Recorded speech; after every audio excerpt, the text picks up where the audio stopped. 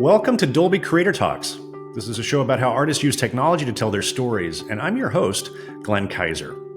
One of the most powerful tools a filmmaker has is the ability to immerse an audience directly into the experience of the characters.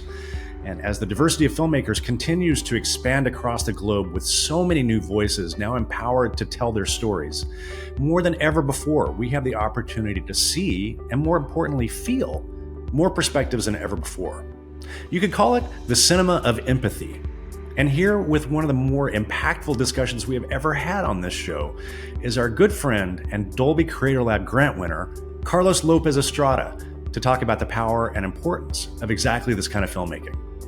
This is another of our satellite sessions, our ongoing collaboration with Carlos, Antigravity Academy, and CAPE, the Coalition of Asian Pacifics in Entertainment.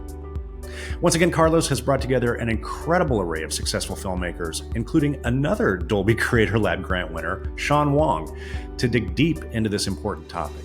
I found this conversation incredibly eye-opening, and I am tremendously grateful to all the panelists for their willingness to get so vulnerable and real. I'll let Carlos take it from here. Stories have a way of bringing us into lives and perspectives that are very different from our own, and in doing so, they help us connect more deeply with ourselves and with one another. And this is at the heart of our conversation today. We're calling it Cinema of Empathy, and we will explore the life-changing power of film to help us foster understanding, to bridge differences, and to inspire compassion. We're actually very excited to be having this conversation today. We are very lucky to have 5 incredible artists whose work has really embraced these concepts in the form of many of your favorite films. They're going to share a little bit about, the concept of empathy, what it means to them, how it's shaped their perspectives, both professional and personal, and how they've use their films to help better understand the world, not just for audiences, but also for themselves. So without further ado, please join me in welcoming our incredible panel, starting with Andrew An, who is a queer Korean American filmmaker based in LA. His latest film, The Wedding Banquet, premiered at the 2025 Sundance Film Festival, and everyone loved it. It's a very good movie. I hope you all get a chance to see it very soon. His previous work includes Fire Island, nominated for 2 Emmys, and Driveways, which premiered at the Berlin Film Festival and earned 2 Independent Spirit Award nominations. He mentors emerging filmmakers through programs including Outfest's Outset and the Sundance Institute's Native Filmmaker Lab. Andrew, thank you for joining us. Hi. Next, we have the amazing Patricia Cardoso, who is an award-winning filmmaker and former archaeologist, incredible, best known for her landmark film, Real Women Have Curves. She is a Fulbright scholar from Colombia. She received a Student Academy Award for her UCLA thesis film, The Water Carrier. And she has also served as a head of Sundance's Latin American program and is on the board of the Academy and the DGA. She is also a professor at UC Riverside. Patricia, thank you for joining us. Next, we have Marcus Gardley, who is an acclaimed poet, playwright, screenwriter, best known for writing the screenplay for the reimagining of The Color Purple a couple years ago, which won 11 NAACP Image Awards, the most nominations and wins in history. It's amazing. His television credits include Made, for which he won a WGA award for, Mindhunter, and I Am a Virgo. He is a 2019 Obie Award winner for his play The House That Will Not Stand, and the current co-chair of the playwriting program at the David Geffen School of Drama at Yale University. Marcus, so nice to have you here. It's my honor. It's our honor. Next we have Nguyen, who is an award-winning playwright, screenwriter, filmmaker. He co-wrote Disney's Raya and the Last Dragon. We were stuck in a room together for like 3 years. And he wrote and co-directed Strange World. For TV, his credits include The Society and The Dispatches from Elsewhere. He is a co-founder of Vampire Cowboys Theater Company, best known for his plays She Kills Monsters, Poor Yellow Rednecks, and Viet Gone, which inspired his documentary The Family Viet Gone. Hello, Kui. Amen. Nice to see. And last but not least, the annoying brother I never had, and a very, very good friend who I love dearly, Sean Wang. He is an Academy Award nominated filmmaker from the Bay Area. He he texted me before this panel being like, "Hey, please don't roast me." Um, he usually roasts me, so his short film 99 Waipo premiered at South by Southwest 2023, where it won the Grand Jury Prize and the Audience Award before being acquired by Disney Plus, where you can still watch it, and earning an Academy Award nomination. His feature debut, Dìdi, premiered at Sundance 2024, winning the U.S. Dramatic Audience Award and Special Jury Prize for Ensemble Cast. Released by Focus Features in the summer of 2024, Dìdi was nominated for 4 Independent Spirit Awards, and you have to update your bio because it won 2 of them. Congratulations, Sean. Hi, everyone. Thank you all so much for being here. You are all such an inspiration, and seeing you all together in a Zoom room is pretty exciting. So thank you so much for making the time to speak to us. And yeah, please keep the chat alive. At the end of our conversation, we're gonna give you all a few minutes to ask any questions that you have. So keep them coming. Or actually, there's a Q&A question. Yeah, sorry. Submit your questions to the Q&A function up here somewhere. Anyway, thank you. Just to start things off, whoever wants to start, and we'll just go sort of like down our line. But when you think about cinema and when you think about empathy, what comes to mind, and what do these 2 words together mean to each of you? I think about the first movie I saw. So I was raised in a pretty religious household, and my parents were very strict, and so we really couldn't watch a lot of film and a lot of TV. And I remember one of the first movies I saw was my aunt used to sneak us away, even though she was the first lady of a church. She was obsessed with horror movies, and so she would sneak us away, and we watched. I remember one of the first movies I watched was actually Nightmare on Elm Street, and she laughed through the whole thing. She thought it was hilarious, and so we were scared out of our mind. And so I just thought the power of cinema for us to have an experience where we were scared and she laughed. But because she laughed, we didn't have nightmares because we just kept remembering Auntie Regina laughing at all these really scary moments. And it just really reminded me of the power of horror. And then later on in our life, she unfortunately divorced my uncle, and our relationship was fraught because everybody in the family was like didn't really like her anymore. But it was our relationship bonded because of the memories we had, and so I was able to have empathy for her, even though her and my uncle were no longer together, because we had this beautiful memory that we shared. And so to me, that was the power of storytelling and the power of cinema, and it always stayed with me. So I often think of that story when I think about how powerful films are and its impact on our world. No, that's such a specific story. I love it. I think that as you bring up, I love talking about like favorite movies and things like that. Like I always say my favorite movie in the world, which I think people think I'm joking when I say it, is Barry Gordy's The Last Dragon. Even though I didn't Brian The Last Dragon, but it's a film that, as a kid growing up, I never saw myself on screen, right? And I was an Asian kid who grew up in a primarily African American neighborhood, and we never got to see ourselves up on screen, right? And so suddenly there was this movie that came out, I think it was 1985, and all of us went, and it was, and for me, everyone was profound because it was like martial arts and it was cool. But for me, there was an Asian American kid, Ernest Reyes Jr., who was in it, who wasn't just Asian, but he was Asian American. He spoke like me, didn't have an accent, and he was this little, and his friends looked like my friends. He looked like me, and it was this moment where I remember everyone was so excited that it was like this fun kung fu movie. But I remember it was like me, my friend Larry, my friend Lamar.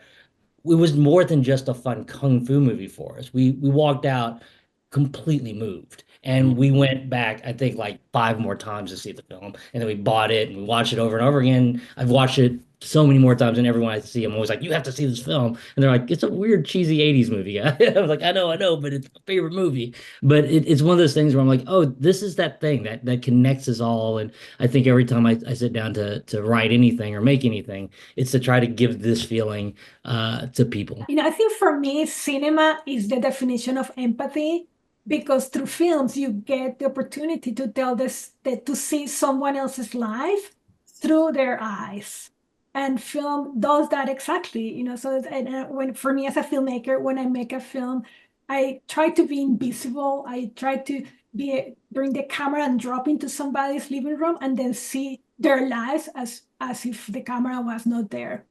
And I just look at the definition in the dictionary of empathy, and it says a person with the ability to perceive the mental or emotional state of another individual. So That's beautiful. yeah, that's what film is. You'd be surprised how many people don't fully embrace the power of films to generate empathy, but you five do, and that's why you're here, because we love your movies and they're meaningful. Andrew, Sean, who wants to go next? Yeah, good. I mean, I love what everybody's been saying, and I think that there's something really special about art's role in our lives in general.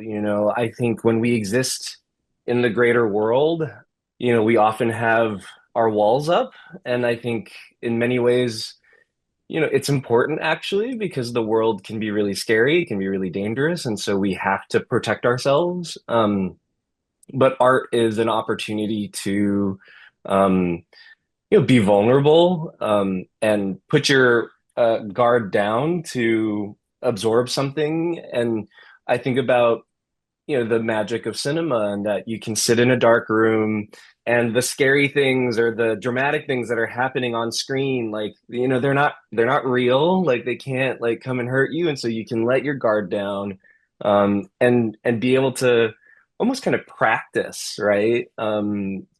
Understand, like if I were in a situation like that, or if I met someone in a situation like that, what would I do, or how would I behave? How could I help? And so I take that, kind of role of art very seriously when making art, knowing that it's one of the few places in our daily lives where we can kind of be open to something. And I think it's how we kind of practice, gain strength, and then go out into the world to be able to, like to make the world better, or to be able to find that kind of progress. So it's something that I think about a lot, about the meaningfulness of my work, and the responsibility that we have as filmmakers to have that audience. I knew that this was going to be a special conversation, but you're just proving me right. Sean, we'll end with you. I feel bad that I called you my annoying brother. Yeah, that's not true. You're my favorite brother. I'm your only brother. No, I mean, I echo kind of what everyone else has said, but I feel like maybe the common thread in this panel is that, we probably didn't see a lot of ourselves on screen growing up, but we still all fell in love with movies. And I think Roger Ebert said that, movies really are just like an empathy machine because, there's so many roles and genres and boxes that you put people in. But at the end of the day, when you watch a movie, you're just spending time with people that you may or may not get to spend time with in your day-to-day life. And you realize that, we all feel love, and we all feel joy, and we all feel shame, and we all feel loneliness. And even the most masculine people that you think, I could never have anything in common with them. You realize again, like those emotions, even though the construct is different, how you experience them might be different. But again, like those sort of universal human emotions are sort of common across the human experience. And so I think kind of what Andrew's saying, to be able to just sit down in a dark room and realize and have that reminder that we're more alike than we are different, and that, I can watch a movie about somebody that I don't demographically align with and be like, wow, I know what that feels like. I think that's a very beautiful thing. And that's what, that's the sort of connective tissue of movies and cinema and storytelling. When it comes to your own work for each of you, what kind of relationship do you feel like best describes the relationship that you have with your work? I know that a lot of people refer to it as therapy. A lot of people think of it as like activism. A lot of people think of it as some form of like journaling or existential explorations, or a lot of people just see it as a job.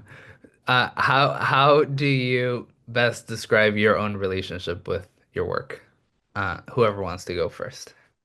I keep thinking because like I obviously play in like a whole bunch of different arenas, but I think in a small way it's always about wish fulfillment. It's either wish fulfillment for the characters that are there, but I think in a lot of ways, I think I'm always tapping into like the wishes I always wanted to see. Like with Raya and the Last Dragon, I wanted to create a hero that I never got to see. Like, Vietnam and Southeast Asia, whenever you see a film about it, it's always about war. I wanted one that was about a hero. When I wrote Viet Gone, my play, I wanted to tell a story about my parents that were cool because I never get to see Asian American that are refugees seen as people that have that are sexual and cool and mischievous and badass. Never get to see that, and I wanted to give them that, and now they get to see actors play them around the world. And my dad's always like, oh, I look better than that guy. I'm like, Dad, come on, that's Simu Liu. I don't think you look better. But it's this constant thing of like trying to give something to kids to aspire to or people to aspire to, a hero for everyone to have, because I think everyone deserves heroes.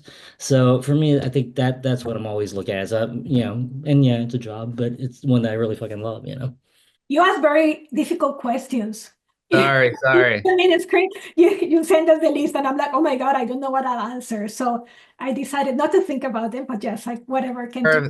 That's how to do this. Just we'll flow together. So, the first word that come to mind when you ask me my relationship with my job, and I'll say is gratitude, because it is such a privilege to be able to make a living from telling stories. And I love telling stories. For me, I think that I was born like with 5 different genes of storytelling, because that's what I have wanted to do since like I remember being exist, before learning to like read and write. And it is also it has like all the gamut of emotions, because it has so much joy, but it's also very difficult, and sometimes it's crashing, and you go through like self-doubt, and then also then you have to, like, your life is crashed because you try to make movies that don't get made. So it's just like so many emotions, but overall, such a privilege and such a joy, and so much gratitude. Beautiful. Andrew, Sean, Marcus, anyone like to jump in? I would just love to piggyback on what both panelists have said. I feel like one of my favorite writers is Toni Morrison, and she says a writer's job, or one of the most important job of a writer, is to write the stories they wish they could read, right? Or to tell the stories in which they could watch or see or experience. And so that's really has been my motivation for so long, that I think, when I started out as a writer, a lot of my teachers were saying, well, everything's been written before. And I'm and I used to laugh. So I was like, half the books I read or half the stories I hear don't have me in it. So I know everything hasn't been written. And so I was really passionate and have been passionate about telling stories with people that look like me, that talk like me, that share experiences like mine. Because, I never forget, as a kid, me and my brother were avid readers, and we just never saw people that looked like us or that had our experience. Even if they shared our race, they didn't share our class or the city that we came from. There's so many stories out there that need to be told. And so that's one of my major passions, is really just telling the stories that I want people to experience, that, have similar upbringings that I do. But even if they don't share the same race or sexual orientation, there's just stories have the ability to transcend all of those things. And I think they inspire all people, and that's the power of storytelling. But even beyond that, people have come up to me, after a film or a play, and have just said, thank you for showing a reflection of myself, by sitting through this story. And that always encourages me to go on. That's always been greater than an award. That's always been greater than some kind of accolade. And I think that's the power of storytelling. And so I'm always trying to push myself to tell the stories, that I think kind of push against the void. I like to explore with structure. I like to challenge traditional storytelling in every way. And I think that just expands the medium, and makes what we do even more interesting. This week, for whatever reason, was like a pretty fast-paced, overwhelming week, and just with lots. I mean, it seems like every week is that these days. But hearing you all talk has just like slowed down my heart rate and has made me feel so grounded. And it's amazing that you can all just do that to someone. So thanks for keeping it real. Andrew, Sean. Yeah, I don't know. I'd be curious to hear what you all think about this, but I kind of feel like my relationship to making stuff in terms of like I think the work that we're proud of or I'm proud of. Obviously, sometimes there's commercial work that you just need to do to make a living and all that kind of stuff. But I feel like my relationship with the work that is more in the vein of like the short films that I'm really proud of that feel personal and that sort of like stuff like Dìdi. I think my relationship with the work is so just tied to my relationship with myself as like a human. I think to what Patricia was saying, like it's not therapy, but it is therapeutic. And I think it forces you to look, or forces me to look inward, and I think I discover things about myself that I don't think I would have, again, slowed down to think about and like see how certain things affected me or like why I'm like almost like analyzing your feelings. I feel like when I walk through life, my filmmaker hat is always on. If like if I laugh at something, if I like feel pain, if I feel shame, if I feel lonely, I kind of clock it sometimes and I'm like, oh, why am I feeling that way? Because filmmaking is all about translating emotion. And it's like, okay, cool. Like what is there a container that this emotion can kind of fit within? And so I don't know if I'm answering the question, but I kind of feel like, my relationship with making things is just so tied to my like experience as a young adult and like how that work ends up kind of going out into the world. And you kind of Marcus was saying, you get to interact and talk to people who connect with it, and you sort of get to meet like-minded people. And that's sort of building your own community from there. And then I think just kind of to that point of like you're making things in a very selfish way, but you kind of need to, you're trying to make things that like you want to see, but then the process of making it is fun and painful and sad and anxiety inducing. And there's always a lot of fear, but like you kind of force yourself to do it. And then you get to the other side. And even if the thing is like bad or not what you thought it was going to be, you kind of, I feel like a different person each time because I'm like, oh, I stepped out of my comfort zone and I did that, and I feel like a sort of better person for it. And so I think that process of growing and growing up is sort of being like a better filmmaker and being like a better human has always kind of been inextricably sort of linked for me, for better or worse. Better, for better. Andrew, anything you want to add? Yeah, I mean, I'll say like I feel like my process as a filmmaker reminds me a little bit of like being out in the world and like seeing something and then like telling a friend like, oh, like, are you seeing that? Did you see this? Something that like maybe other people overlooked, but you've caught and you want to now share with other people. Um, that's kind of what filmmaking feels like to me. And, you kind of take this moment and now you kind of let other people, your collaborators, your cast and crew to kind of share in that moment of this theme that you've decided to like make a film about. There's so many things that we could talk about in film. I think as a writer director, it feels like my job is to kind of find that focus or find that kind of thing that I want to emphasize. and then I think it's really interesting, right? Like the film starts to have a kind of mind of its own in a way. And that's an interesting kind of exercise in empathy where, um, it's not totally yours anymore, right? You have so many collaborators and in many ways, like bringing in their ideas are only going to make it better, and feel more full and rich. And so, um, a kind of painful but like very necessary part of the process for me. It's, I don't know, I don't have kids, but I imagine it's a little bit like sending your kids off to college or something where, it's like, oh, like people are gonna, it's its own thing, it's its own spirit, and that to me it's something that you have to be very intentional about. And so in all parts of this filmmaking process, kind of from the idea to the collaboration to, then putting the film out into the world, there seems to be some part of, you know, um, some kind of empathy that you have to practice.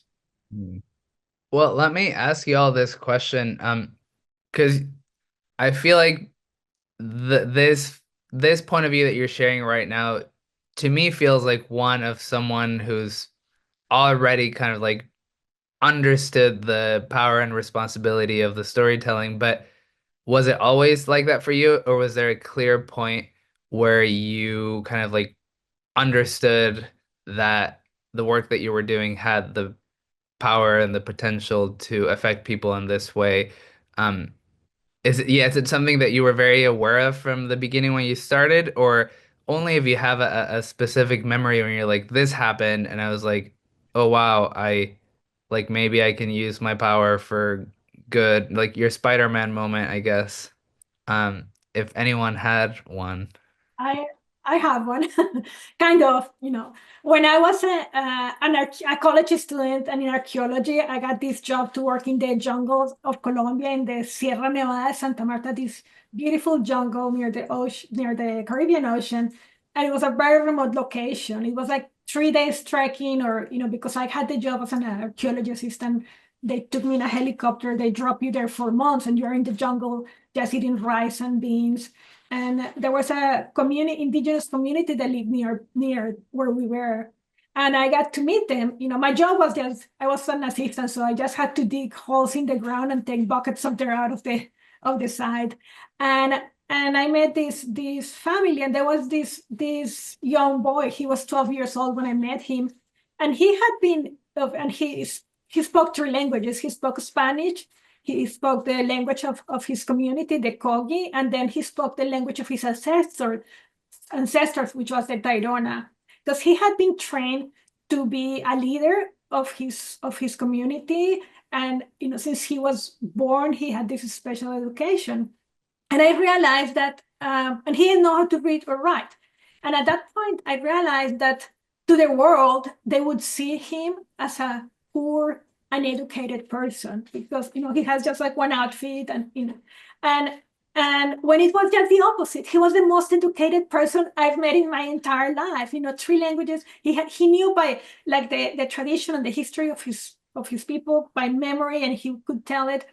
And I realized that people would see it, as someone who was not very important or worth it. And like my blood was like boiling. And then I realized these are the stories I have to tell, because if I don't tell them, if I don't show this perspective, how I see him being so incredible and how important, like nobody else is going to do it. So that was really a big turning point to me, and I go back to that moment often. That's so beautiful. I hope life somehow takes you back and you can get to see him again. Or also, I hope you make that movie. Anyone else would like to share their Spider-Man moment? I'll share. I was in 5th grade, and I was very quiet and sort of reserved, an introvert for sure. And we had to write a short story in class, in my English class. And I wrote a short story and put everybody in the class in the short story. Every student, even it was 2 teachers at the time. And I wasn't going to read it to anybody, but the teachers knew me well and knew I have to make him read it. So I read it, and I had the paper up like this because I didn't want nobody to see my face.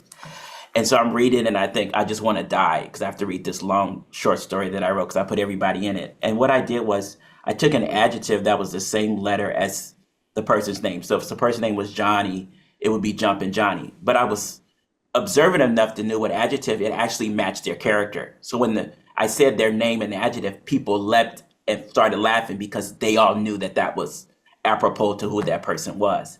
And so I'm reading it and I hear people screaming with laughter and I look over my pages and people are like jumping up and down, high-fiving, and I thought, what have I unleashed into this class? And I keep reading and people keep laughing. And it was like the greatest moment because for this shy person, I actually had a power. I had been in touch with this ability that I didn't even know I had. And had this teacher not forced me to read it, I would never have known I had that. And I want to also share, I didn't know that I could be a writer. I just knew that, wow, I had this great moment. And I tried everything, every other possible career that you could go after until I was, late in my life. And I just hit a wall. And writing had always been my comfort. Somebody mentioned therapy and it being therapeutic. And it just was something I didn't know. It was so much fun. No one was going to pay me to have this much fun, to be an artist, right? To be a writer. And when I really put all of my joy and all of my time into it, it just opened a window for me. And so what I do want to share is the journey of actually writing, the physical act of writing and the physical act of discovering all these stories that live within us. That is when I'm most happiest. Like what comes after that is great. And I really love when people are moved by the work, but I'm learning to just enjoy the making of it. And I think that's something that we don't really talk about enough. This conversation feels like medicine for the soul. It's good for me. On a selfish level, I'm glad we're doing this because I needed to hear all these things. Anyone? I lost track of who's left. Sean, Andrew. It's always you. Andrew, I'll go I quick. want Carlos to answer the question too. You should think of an answer, Carlos, while I tell my story. I think I have kind of a annoying story, I should say, where I had made a short film and it was screening as a part of a shorts program at a film festival, and I attended the program. I wanted to see the other films, and at the end of my short film, there are like two men kissing, and I saw this guy in front of me, like kind of block his eyes and kind of like be like gross, weird, kind of laughed with his friend, and then he like left the screening early, and I followed him out because I was so upset, and I just had to ask him. I was like, do you find something gross or weird about two men kissing? And there was something about how upset I was, that it just made me realize the kind of like, again, the responsibility that we have as filmmakers, and how like these like films are an opportunity for us to engage and have conversation. There are incredibly powerful ways to do that. Incredibly accessible.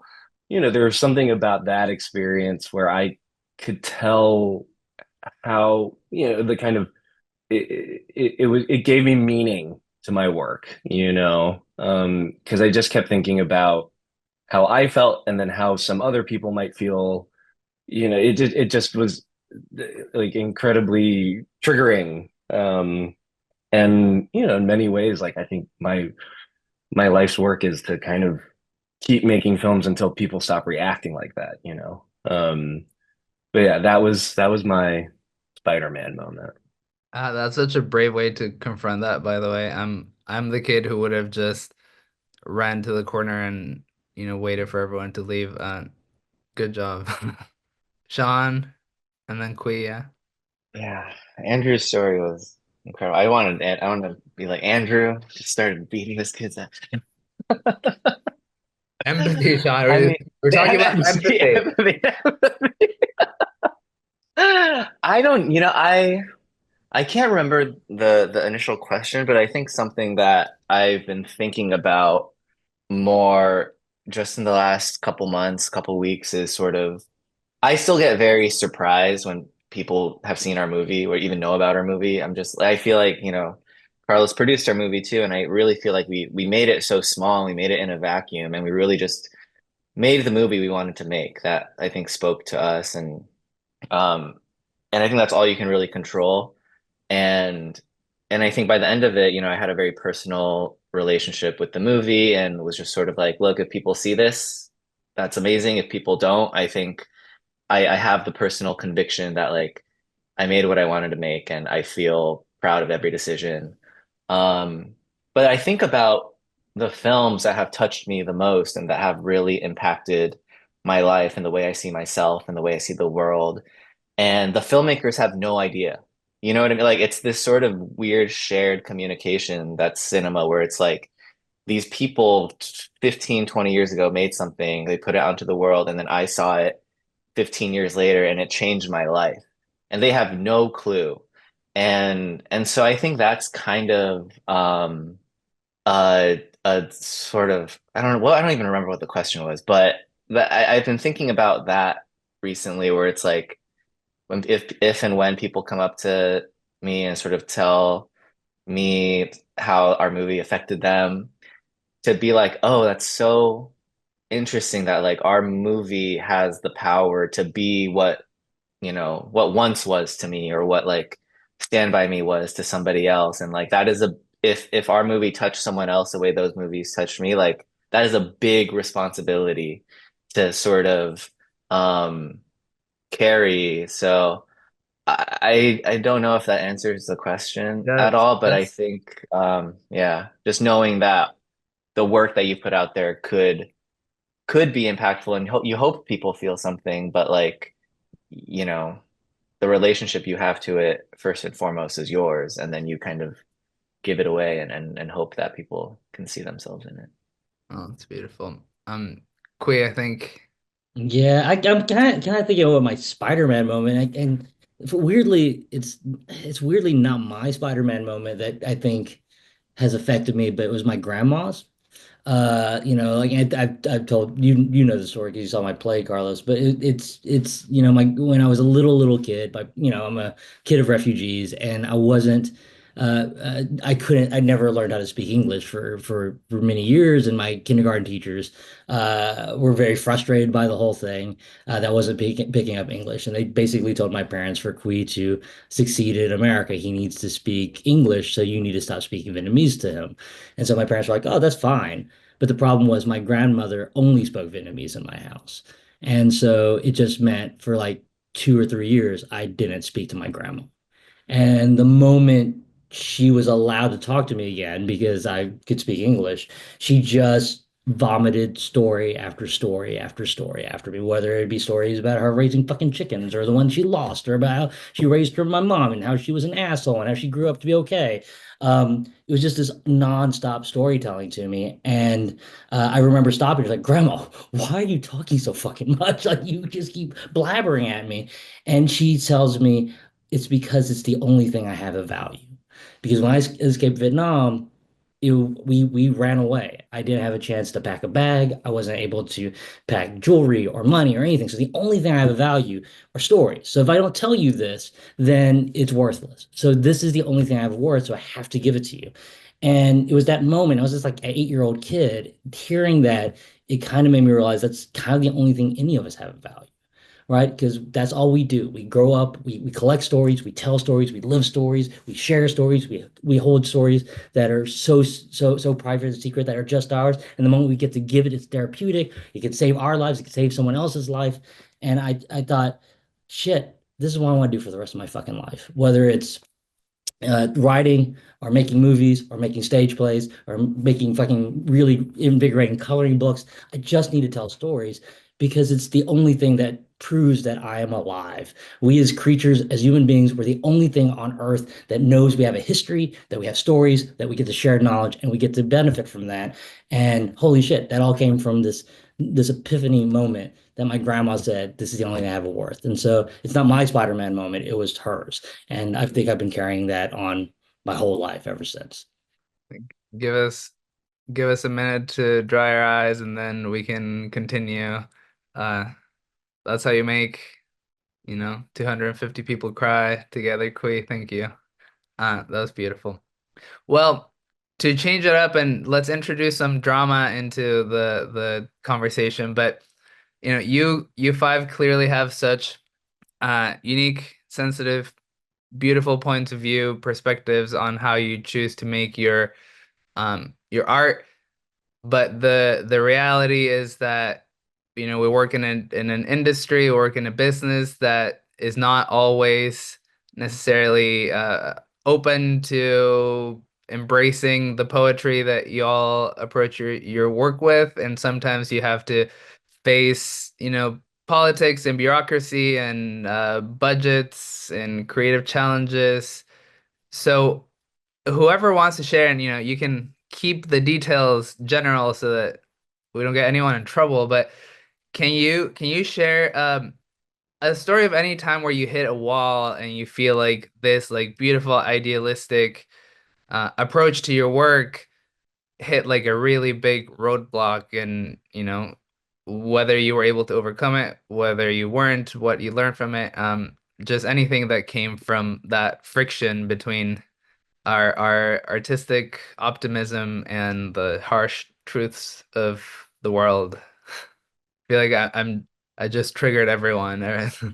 Like film, there's the filmmaker Ira Sachs, who's a mentor of mine.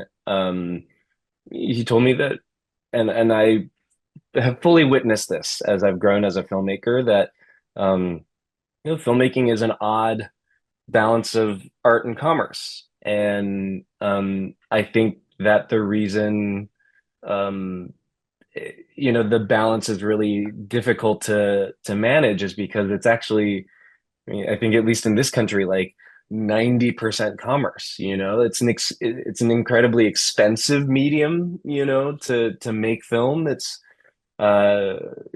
like even a micro budget film is, tens, hundreds of thousands of dollars, right? And so you do have to be so aware of kind of capital, of money. And so because of that, there's so much that kind of works against our creative ambition sometimes, and I think about my work, being queer and Asian American, and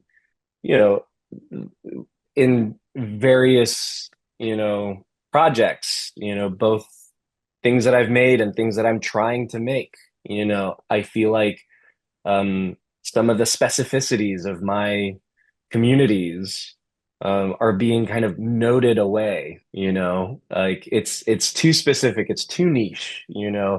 Can you make it more accessible, more commercial? And I don't think that people mean to do this kind of intentionally, but I think that it can happen kind of just because of the system that we're in, right? Like I don't know if I've encountered kind of explicitly like racist people giving me racist notes, but it might be well-intentioned people who give me a note that like is, like I feel like kind of racist or kind of, homophobic.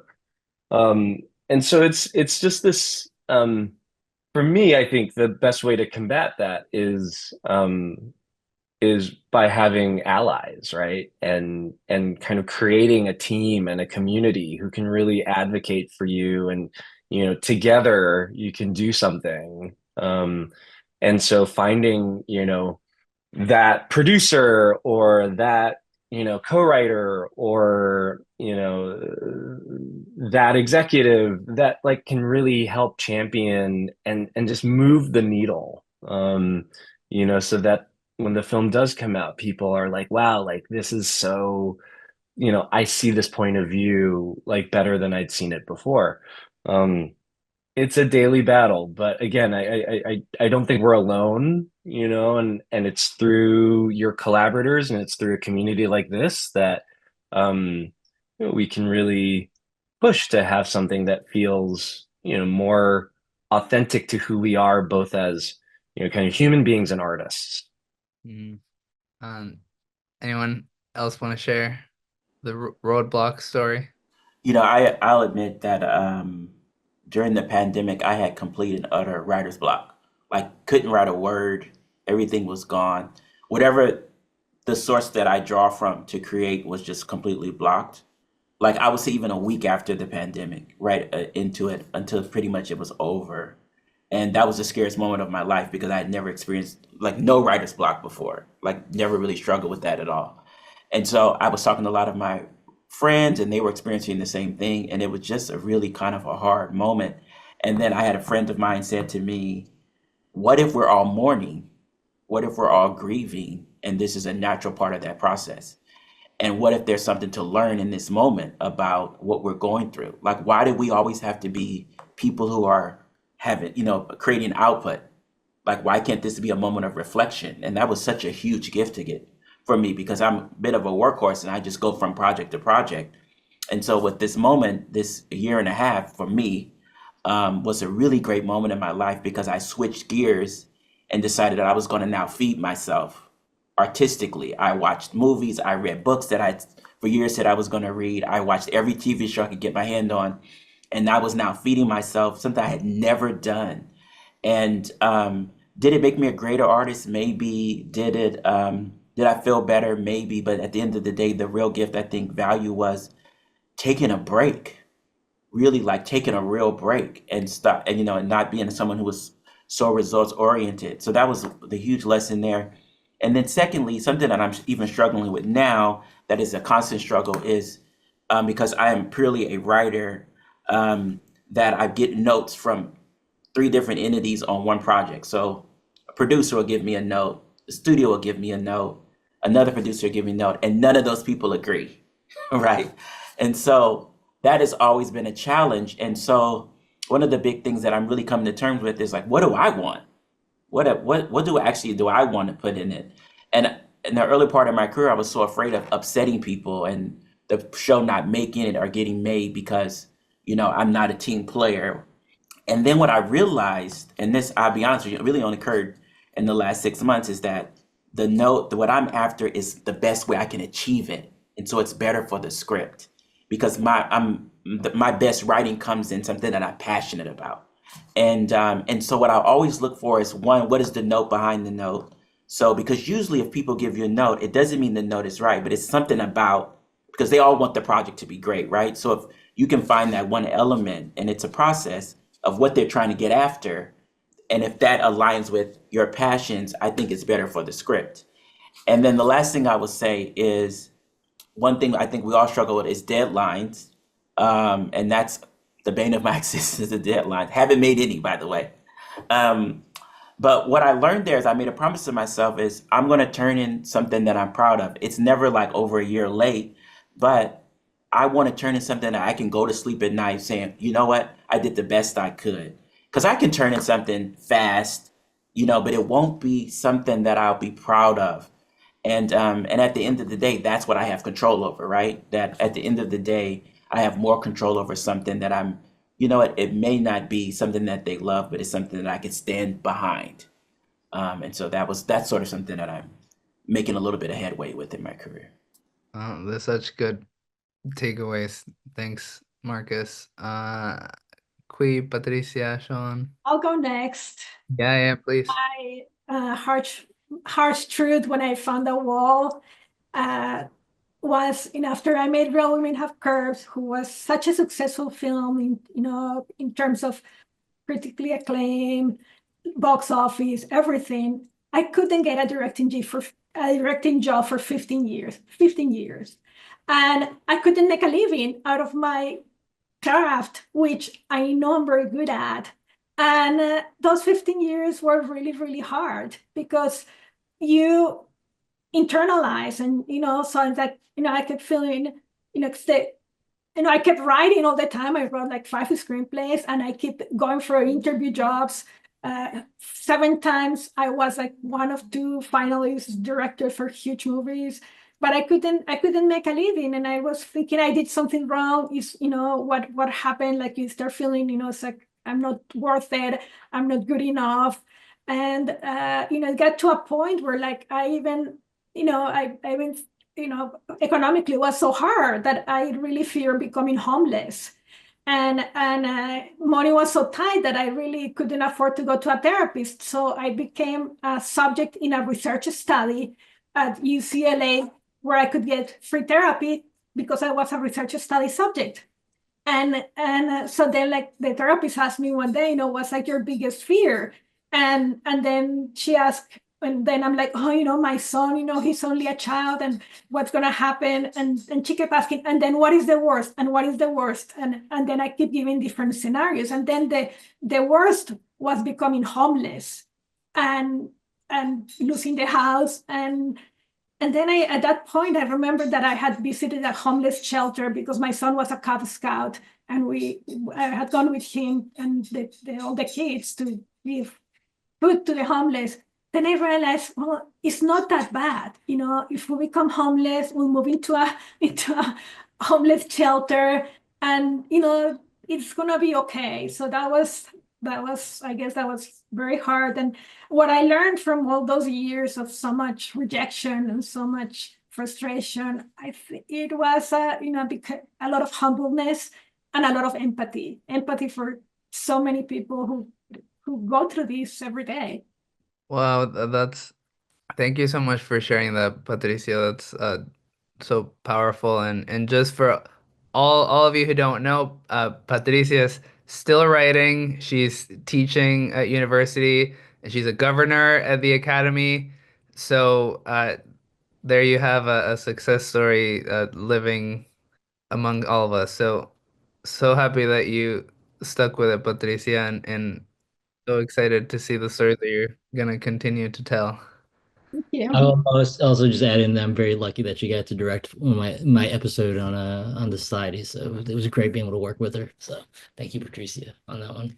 Well, collaborating with you was one of the best experiences in my whole life working with a writer. We were like such a team. It was. Oh, we had the best time. we had to be very creative during a snowstorm. So that was fun. I think for me, like when it comes to like just I don't know, I thought the thing of trying to navigate your job when it's truly a job, I think that's I think Carlos, you and I went through it for at an unnamed giant studio. You get, I think the only way to tell movies, tell stories that touch the world is to make it personal, but you're also dealing with 400 plus collaborators, and some of them are just the people that are across the street who are giving you the money and the notes. And there's moments and times when they are 100% behind you because the world, they see the value in fighting the fight to push against the thing. And then there's times when they aren't on your side, and so you end up having to tell those stories in code.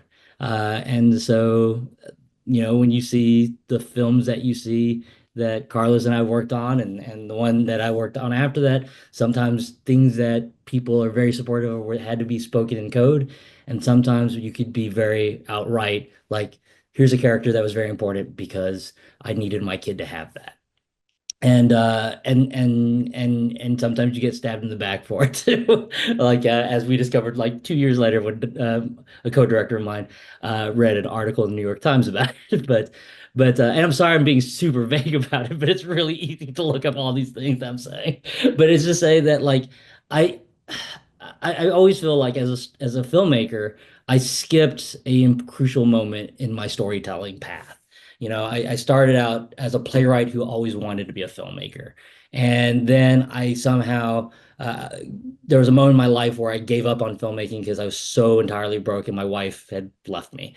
And me and my best friend who had made a pact that we were done. And he had one more audition left, and I had one more script to write. And the script that I ended up writing ended up being gone. The script that ended up changing my life. And the audition that he had left was The Good Place, where he got to become Chidi. And now William Jackson Harper is doing quite fine for himself. And so it's always those things where I feel like, oh, I got to do that, and then I suddenly skipped and I started making these like very big Hollywood films, but I never got to make my own personal films. I never got to talk about myself. So I'm always having to code myself and the things I wanted and what I needed inside these big Disney films or what have you. And so it's like you know, when I see all the people on this panel, I'm like, I'm so envious that you've gotten to tell these such, you know, genuine, earnest, you know, personal stories that I'm still driving to tell myself. But yeah, the machine is shiny, but it'll beat you down sometimes. But you find your way through it, and when you get to see kids wear those costumes and pretend to be those characters out on Halloween, it changes your life. And I know that the fight was worth it, and it was worth doing it. But boy, it beats you up top to bottom. Yeah. Thank you all for getting real and just really digging deep. I know that means a lot to everyone who's listening, so thank you. Sean, we'll end this round with you. You like to go last. Yeah, no. Well, I like listening to everyone's stories and perspectives. These are all very inspiring and powerful. And or I'm a panelist, but I appreciate you guys all sharing and being vulnerable. I think the thing, I feel like I think, my journey is almost maybe a little bit the opposite of Kui because all the things I made have been very small. And even though Dìdi was an independent film, a small independent film, it was still, a lot of money in terms of just like how the world works. It's like right under 2 mil for us. And so I think sometimes all the no's that we were getting in the beginning, I think Carlos and I set the script out for a year while we were still developing it, but it was just, various no's for different reasons. But I think in that process, I learned what I would not budge on, and to Andrew's perspective, I think everybody wants to help, but their perspectives are different and their mandates are different, and everyone's trying to get the movie made at what cost, and you kind of realize what you're not going to change. I remember someone was like, we rep the grandma from Minari, and I maybe she can be the grandma. I saw that she was in your lookbook. And I was like, one, she's Korean, two, she wasn't in my lookbook. And like everyone has good intentions, but like you're sort of like, what is happening? What are you talking about? And I think to me, hearing no is just part of the filmmaking process, especially when, again, like commerce and money comes in. And when I hear a no, I always ask, why is the no because it's not for them, or is it because objectively, like there's something I need to tweak and something that can't be is a creative problem? But sometimes the no's reveal to me what I absolutely won't budge on. And I think it reveals to me why I'm making the movie and what my voice is. I think it kind of peels back a level of onion. And I think sometimes, for better or worse, the things I've made that are the most pure to me and my voice and my vision came out of frustration and anger. I remember one of my early jobs as a filmmaker was working at like an ad agency in New York City, basically, where I had a creative director who had creative directors who had, a VP and a CMO, and it was like a giant, giant company. And everything I was making there just got killed. Like I couldn't get anything made, and I sort of was like, I just moved to New York to do nothing. And out of that frustration of working that job, I made a short film called 3,000 Miles, and it was sort of the opposite of anything that I think someone would sort of encourage you to make, like in school. It's like a 5-minute documentary about my first year living in New York City, shot on like a cheap camera, shot on my phone. There's no subject. It's just like almost a montage of my first year there. And it was the most pure thing I, had made at that time, a time when I was sort of trying to break into the industry or, get my voice heard. And I think what I told myself was I need to you have to make a legit short film. You have to get it into a film festival. You have to do that route. And it just wasn't working for me. I made this little short film just out of frustration that was mine. That was the whole thing. It was just like, you know what? This is mine. Nobody can kill it. Nobody can say no to this. If they don't like it, I don't care. It's not for them. And I finished that short, and 3 hours later, I put it on the internet, and And that short was just like this, it came out of frustration, even though it's very sweet. And that was the short film. That's how I met Carlos. It's like these little pebbles that you just lay on the ground, but that you don't know where they're going to lead, but they're yours. And, in a weird way, hearing all those no's and getting all that sort of butting up against the wall, you kind of know where to turn to because you're like, it's not for them. There's something about hearing no where you kind of lean back into yourself and you're like, well, you have a bit of a chip on your shoulder, but I think you figure out who you are and what you want to say, and you kind of you use that as momentum to kind of get what you want to say into the world. That is in fact how we met. I saw it online and was like so transformed by how beautiful and simple it was. Everyone should go see it if you can. Okay, we're gonna do one last question and then we'll turn it over to our Q&A. If you do have questions, please drop them on the Q&A tab here. Can you each just tell us about a moment when you realized that something you created had reached someone in a way that was meaningful? Uh, just how did it feel to know that your work had now become a part of someone else's story? Um, Sean, I'm gonna start with you because you always go last. How your work became a part of someone else's Just story. we've talked this whole time about the fact that we're wanting to tell stories in order to be able to support, help, impact, touch someone else, and just a moment when this happened, and Mm. what was that like? What kind of feelings did that stir up in you? Well, I had a lot of that with Dìdi specifically. I think because we've gotten to share it in theaters and we've attended screenings. I think I had this feeling just a couple days ago when uh, I did this sort of like guest speaker presentation at USC, and it was for like their Asian American sort of like filmmaking organization on campus. And there was something really emotional doing that for me going back because it was sort of like obviously going back to where I went to school, but I ended up asking them a lot of questions, and the way they look at our movie is sort of in this lineage now of what there is a genre called Asian American cinema, and I think like Andrew's in that lineage, Quee's in that lineage, and sort of like we've established this sort of what these stories are and how different they can be and how vast they can be, and I think when I was in school in 2016, I remember being like, oh, I don't know if I should like I didn't have the confidence to diversify my stories. And it would now I was like sitting in a room full of like the next generation of Asian American filmmakers, and they were looking at our movie as like, no, but like your movie and Andrew's movies and Quee's movies and like Lulu Wang's movies and like Minar, they're all giving these young kids like confidence. And I sort of asked them, like, how many of you guys are telling culturally specific stories and writing student films that are sort of like exploring those personal things that I would have never done in school because I just didn't have that confidence, and I didn't have, filmmakers, like Andrew and people to sort of look up to at that point. And so it kind of feels just inspiring to be a small part of that shift in culture and to see like a room full of, young Asian American kids being like, no, like your movie is inspiring our movie.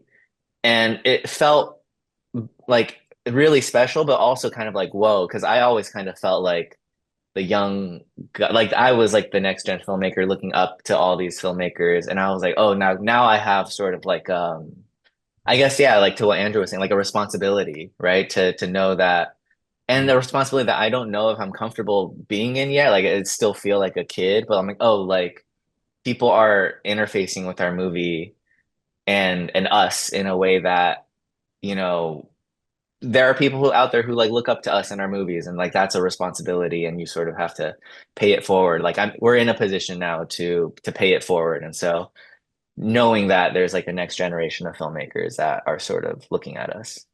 That's beautiful. Anyone else would like to share? Yeah, I mean, mine's really simple and really easy. It was the moment, like I just foreshadowed in my last thing. It was the moment when Halloween rolled around and I saw a whole bunch of Rayas running around, right? Like it was that thing where, Carlos and I just made Raya and the Last Dragon. It came out basically during the pandemic. So we had zero idea of what kind of impact it had, right? Because we didn't get to go to the movie theaters and see it. It was mainly we had like a hybrid release, but mainly no one was going to movie theaters yet. Encanto had come out, it got a lot of shine. And I was like, well, I guess our movie just came and went. But it was important to me, it was important to my kids. And then Halloween rolled around, and suddenly I saw all these little Rayas in my neighborhood, and my kids who are Asian were very much like, holy shit, there's kids who want to, and because these were kids weren't, spoiler, they weren't Asian kids. It was a whole bunch of kids who wanted to be this character that looked like my kid. And that to me was profound. And it was like I remember talking to Nate Moore when they were making Black Panther when I was over at Marvel, and I was like, when do you know you succeed with this film? He said, when white kids want to be Black Panther, because it's telling a whole bunch of kids that a whole bunch of black kids that character is a hero, irregardless of their race. And to see my kids see those rides run around was like, fuck it. I might not have got the box office because we didn't have the ticket sales, but Jesus Christ, I got the thing that I wanted my kids to have, and they got to see it. And so that was it. It was a very, very clear moment when I was like, oh, I got to do the thing I wanted to do, which is give my kids a gift I never had. Waterworks. Patricia, Andrew, Marcus. I'll go. I guess, Real Women Have Curves is a 22-year-old movie. And yesterday I got like this big award called the Lumen Award. And there was a big ceremony in Santa Monica, and there were like 200 people there. And there were like 15 people came to me, and there were other awards being given. It was not just me. There were like 20 other awards. And like 15 people came to me, and like so many like young women like told me, like, we saw your movie, it changed my life. That's what I'm a filmmaker now. And I've been hearing that for 23 years. And I even had one man was actually out of the Museum of Modern Art in New York who came to me and told me, like, thank you for making this movie. It's the story of my life. Like, I had problems with weight, and he told me, you literally saved my life, because I had anorexia and I was going to die. So it is, it's. So, yeah, that's it. Well, I know for a fact that all 5 of you are going to be getting awards in 20 years still for the movies that you're making now, because that's how much they mean. Marcus, Andrew. I'll just share two really quick stories. Maybe like 10 years ago, I was doing a play. It was having a national tour, and it just wasn't going well. Every city we went in, the play was not going well. And then previously I was used to, I always love when people leap to their feet and applaud. And this just wasn't that kind of play. It wasn't never going to be that because of the material, but I was very proud of it. And I learned a big lesson, because people weren't leaping to their feet because it had an impact on them, and they were just kind of sitting with it, right? But I never forget, there was a young Black girl, this was in Minneapolis, and she was crawling through the audience after, trying to find me, and kept asking people, where's the writer? Is the writer here? And I could hear her from the distance. So I kind of walked up to her and I said, I'm the writer. And then she just bawled. And she said, I have never seen myself anywhere, on TV, in movies, never. This is the first time I've seen myself in anything. And then she started sobbing. That's the only thing that I could really understand that she was saying. And I just embraced her. We just kind of held each other for a while. And then her mother said, it's time to go, and she left. That has been the most remarkable experience of my life, because she didn't need to verbalize it. I could feel it. And I could feel the moment when, pieces that when I was a kid it changed my life. So that was the greatest moment. And the only time I could sort of equate it is after The Color Purple came out. I was so afraid to leave my apartment, because many of you know that movie, the original, has huge impact on African-American community. And people were emailing me randomly like, you better not fuck up this movie, excuse my French, I'll try to kill you. Like, the response was intense. Even my whole family, my mom was like, if this scene is not a movie, don't come back home. It was an intense experience. And so I was so nervous when the movie came out, and my the first time I engaged with an audience was we did a screening in New York, and I was on the panel, and people were very quiet, after the film. And then even when I was on the panel, people were very quiet. And then I thought, oh my God, nobody likes the movie. And when I walked out of the elevator, I got mobbed. Everybody was grabbing at me, trying to hug me. It was just a really great experience. And it was sort of like that young Black girl embracing me. All these people had that same kind of energy. And so those were really impactful moments in my life. And it just encouraged me to keep going, keep going, keep delivering the stories that I'm passionate about. My favorite comment in the chat as you were talking, Marcus, is y'all need to chill. I thought this was going to be a chill chat about filmmaking. But no, it's a spiritual exercise of meaning and purpose. And thanks to you all. Andrew, I'll pass it over to you. Yeah, I'll just say my first feature, Spa Night, I screened it in Korea, and a audience member came up to me after and said, I'm gay too. And I was like, cool. And, he said, this is actually my first time saying that to anybody. And I was like, oh no, that's a lot of pressure. And like, thank you for sharing. I can't believe I'm a part of your life in this way now. And, like made sure he was okay. And then also like it just pointed him towards some like resources. But, it's this thing where, I I love that film can empower people to be more themselves and to express themselves, and I am I constantly tell people, it's like if something moves you in a film, like talk about it with other people, because I think that really allows the film to kind of make an impact in our daily lives. And so to engage with the work and to, you know, um, share your insights, share your feelings. I think that's kind of how, um, film comes alive. So. Oh, thank you, Andrew. Um, these answers were so great. So we have about 8 minutes to do Q&A. We're gonna do it so fast, and we're gonna get through so many of these. You have no idea. So please, for our panelists, I'm gonna encourage you to keep your answers like as short as possible. 1 to 5 word answers, just so we can get through as many of these as possible. Okay, great. Show of hands. Who in the panel went to film school? Great. We don't even need words for that answer. Um, what are the types of stories that you're excited to see from the people who are listening to you right now? I'll quickly say, Eyebrow. uh, I'll quickly say personal stories. I feel like the films that have the most insight are the ones that are personally inspired, because who do you know better than yourself? Yeah. I would second that and just add, imagine it, let your imagination run wild. Balance between being very passionate about your work and not getting heartbroken. These is definitely not 5 word answers, but who's brave enough to try? Lifelong struggle. Great. How many people really want to know about film school? The creative work that changed your life. Barry Gordy's The Last Dragon. I read The Alchemist when I was very young, and that book really messed things up for me in the best ways. Anyone else has their life-changing work? Coming to America, favorite movie. It's a great one.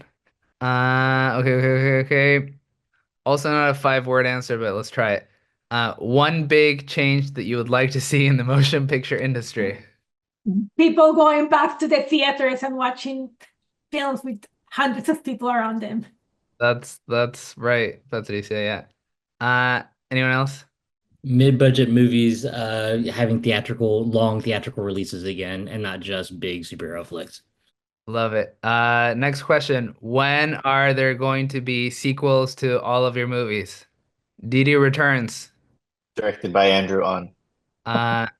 Love it. Okay, we're gonna do a couple more. Sorry, I'm just trying to go really fast through these. Some of these are really profound, but it's not that they're not good, it's that we're just not gonna be able to answer them. Okay. Sorry. How Can I film my wait, sorry, that one's also pretty complicated. Sorry, this is really hard to go through all of these. You guys are sending such good questions. Um, most challenging part about creating a film? All of it. Every second of it. I'll say, I think building your team, I think finding the right collaborators who you can communicate with, who can enrich your, initial vision. I take that team building process very seriously. Love it. How do you manage tons of Second ideas? that. Oh, sorry. Okay, second. Love it. How do you manage all of your ideas and deciding what you actually want to make out of all of them? Write down the ideas that you love most and always keep that with you when you're creating.